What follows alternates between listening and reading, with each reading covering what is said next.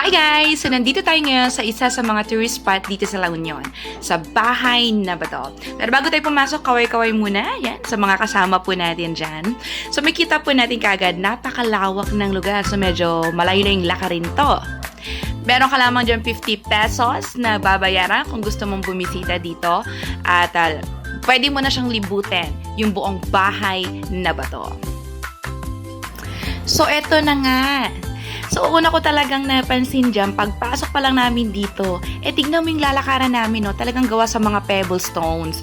Kaya pala talaga siya bahay na bato. Kasi, kahit saan ka tumingin, ay puro talaga bato. At dito din sa entrance, may nakasulat pa dyan, na you are now entering a stress-free zone. Wow! So, kung gusto mong magtanggal ng stress, ayaw mong may stress, sumugod ka na rito sa bahay na bato. So, marami ko pala makita rito. Ayan, may gallery, mga museums.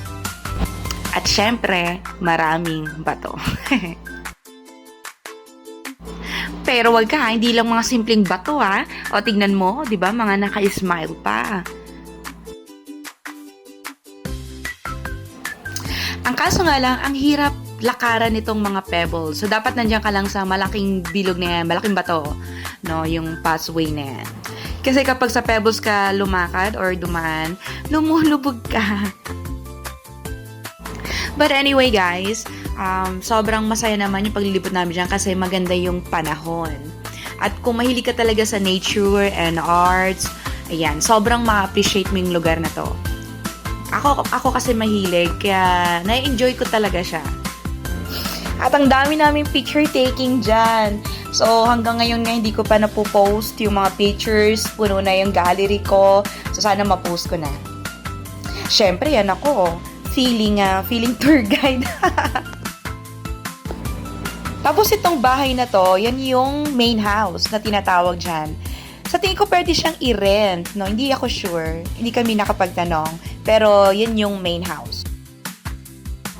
Tapos dito sa pinasukan namin ito ay bilihan naman ng mga souvenirs. Meron din dyang pagkain katulad ng ice cream. Ayan, kung gusto mo lang bumili. Pahingahan. O, kapag pagod ka ng maglakad. So, pwede kang magstay dyan. Tapos, medyo nagulat pa ako kasi sa labas pala ng souvenir shop na yan, may dagat na. So, yan pala yung Pebble Beach dyan. Siyempre, for the picture and video na naman ng person. Kita rin yung dagat. At sa mga coffee lovers dyan and milk tea lovers, don't you worry kasi merong bilihan dito sa loob. So, dito yan guys, ang kanilang coffee shop. So, akala ko tapos na kami maglibot dito, pero iba pa pala tong Noble Home Bahay na Bato. Pagpasok mo pala dyan, marami ka pa palang makikita. So, nandito yung ibang art galleries and museums.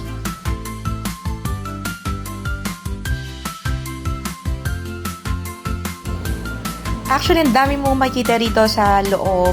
Yung iba tuloy. Yung iba hindi ko na videohan. Pero nakakatuwa. Alam mo yon, mga kakaibang bagay.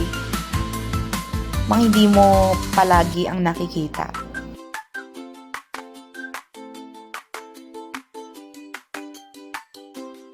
Ganda dyan sa taas. Huwag kang tatalon dyan, Jay, ah.